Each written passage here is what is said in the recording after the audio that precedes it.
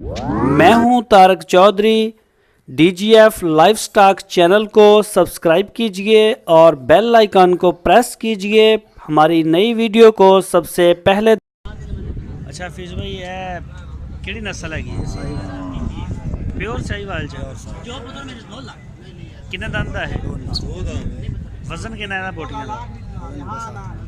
7 मन माशाल्लाह। ਇਹਦੀ ਕੀ ਡਿਮਾਂਡ ਸ਼ਮਾਨ ਕੀ ਹੈ ਇਹਦੀ? 2,40,000 रुपये। थोड़ा उच्ची तो बोल। 2,40,000। अच्छा 2,40,000।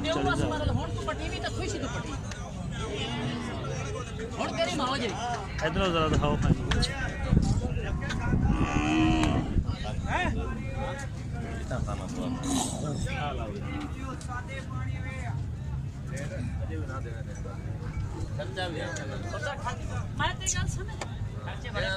खर्चे तो रखिए ना, खर्चे तो मैं तो जमा जैसे खर्चा करा भाई, जमा तो खर्चा कराने लगा है। ते होने वाला तो खर्चा ही कोई। बिस्मिल्लाह पुत्रा बड़ी कर तेरा रेस कर।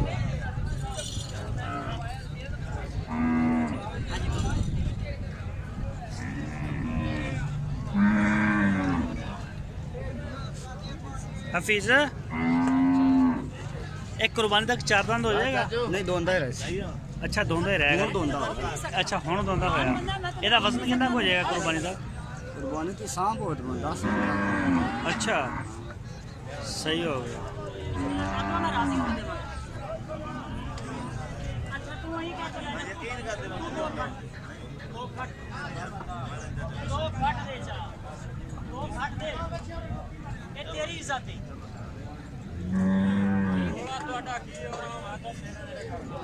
दिल पत्थर होता जैसे हो सकता है कि मैं हाँ कहने लगा तो हो सकता है मैं कदम तेरा है।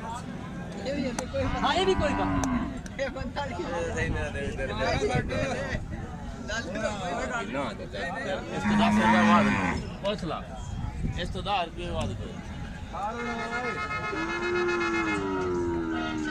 हाँ वीर किसी जवान की कोई ख्वाहिश है, किसी की ख्वाहिश है तो मोल होने कोई आख सकता है।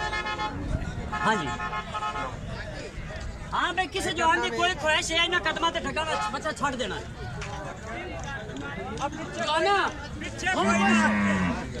हाँ जी हुण किसी जवान की ख्वाहिश है तो देख लो। हाँ भाई जवाना जवाना कुछ आख ले मेरे आखे ना वादा कर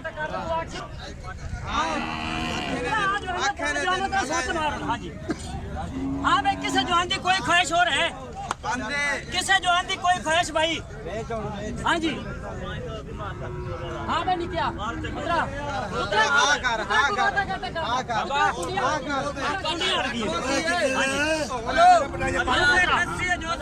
हाँ ना कर दो। हाँ जी पुत्र कोई शाख। हाँ भाई जो है ना किसी जवान की कोई ख्वाहिश है? हाँ जी दोंदा दोंदा दोंदा। हाँ जी 170 दा। हाँ जी 9 लाख 9 लाख। हाँ जी भाई हाँ जी किसी बिरा की कोई ख्वाहिश अब किसी बिरा की भाई ख्वाहिश और हो कोई 9 लाख। हाँ जी हाँ जी कोई बात है घटा क्या जो होना चाहिए 45 का।